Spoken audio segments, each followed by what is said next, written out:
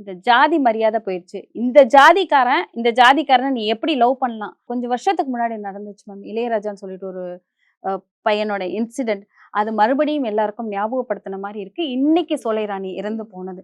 So இப்போ வந்து society நெறைய விஷயங்கள் மாற்றணும், மாறிருச்சுன்னு நெனச்சுட்டு இருக்கோம். ஆனா எதுவுமே மாறல அப்படிங்கிறது. மாறலங்கிறத தாண்டி அந்த மாற்றத்துக்கு தயாராகணும். இந்த சொசைட்டிங்கிறது யார்? தானே. எல்லாரும் தானே. அந்த மாற்றம் யார்கிட்ட இருந்து வரணும்? நம்ம கிட்ட இருந்து தான். ஸோ என்ன கேட்டீங்கன்னா, உங்களோட சொந்த ஜாதி பெருமைய பேசுறதே ஃபர்ஸ்ட் நிறுத்துங்க. நம்ம ஜாதிக்காரங்கலாம் இப்படிலாம் இருந்திருக்க மாட்டாங்கப்பா. நம்ம ஜாதிக்கார பையன், பொண்ணுலாம் நல்லா படிக்கும். அதுங்கலாம் அப்படி அதையே நிறுத்துங்கன்றேன். எதுக்கு? ஸோ இது எல்லாமே இங்கருந்து நம்ம வீட்ல இருந்து தான் ஆரம்பிக்குது. நம்ம வீடு தான் சமுதாயம். நம்ம சமுதாயங்கிறது நம்மள சுற்றி யார் யார் நம்ம ஃப்ரெண்ட்ஸ், ஃபேமிலி, நெய்பர்ஸ் இவங்க எல்லாரும் தான் சமுதாயம். ஸோ அடுத்த ஜெனரேஷனுக்கு நம்ம என்ன எடுத்துட்டு போறோம்? இதே ஜாதி பெருமை, இதே ஒரு ஆணவ கொலையோ, இல்ல இதே மாரியான ஒரு விஷயங்களோ இப்படிதான் எடுத்துட்டு போறோமா?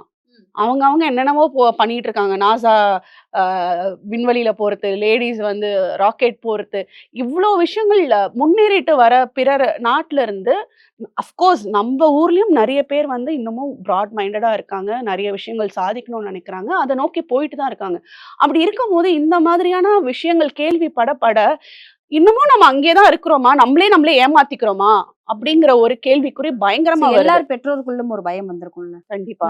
நம்ம பிள்ளை ஏதாவது இந்த மாரி சொல்லிருவாங்களோ, நம்ம பிள்ளை இந்த மாரி ஏதாவது ஆயிருமோன்னு ஒரு பெற்றோருக்குள்ள ஒரு பயம் வந்திருக்கும்ல. நார்மலா ஒரு பையன் கூட பேசிட்டு இருந்தா கூட அத தப்பா சொல்லிருவாங்களோ அப்படிங்கிற ஒரு பயமே எல்லாருக்குமே வந்திருக்கும். ஸோ இது இது எங்க போய் முடியும்னு தெரியல மேம். யார கேள்வி என்ன கேட்டா அந்த பெற்றோர்கிட்ட தான் அந்த பேரண்டிங்ங்கிறது ரொம்ப முக்கியம். It could be men R women. பசங்களா இருந்தாலும் சரி, பொண்ணுங்களா இருந்தாலும் சரி, நம்ம பேரண்ட்ஸ் நம்ம கிட்ட என்ன சொல்லி வளர்க்குறாங்க. நீ வந்து தப்பே பண்ணாலும் என்கிட்ட வந்து சொல்லு. அப்படி இருக்கணுமே தவிர, நீ தப்பு பண்ணிட்டா உன்ன காலி. நீ அவ்வளதான் அப்படின்னு மிரட்டுறத தாண்டி, நீ தப்பே பண்ணாலும் என்கிட்ட வந்து சொல்லு. நான் அத சரி செய்றேன்.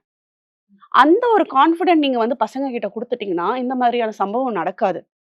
இந்த பொண்ணு என்ன ஏஜ் இருக்கும்? சோ இந்த மாரி ஏஜ்ல அவ லவ் பண்ணாம வேற எந்த ஏஜ்ல லவ் பண்ணுவா? தெரியல. அப்ப அவ அது பண்ணலனா தான் அவகிட்ட ஏதோ பிரச்சனை இருக்குன்னு அர்த்தம். அவளோட ஹார்மோன்ஸ் அப்படிதான் இருக்கும். அத வந்து பேரண்ட்ஸ் வந்து கரெக்ட் பண்ணி, டியூன் பண்ணி எந்த ஏஜ்ல உனக்கு இது செட் ஆகுமோ அப்படி உட்கார்ந்து அவங்க பண்ணணுமே அதையே தாண்டி ஆசிரியர்கள் நினைக்க மாட்றாங்க.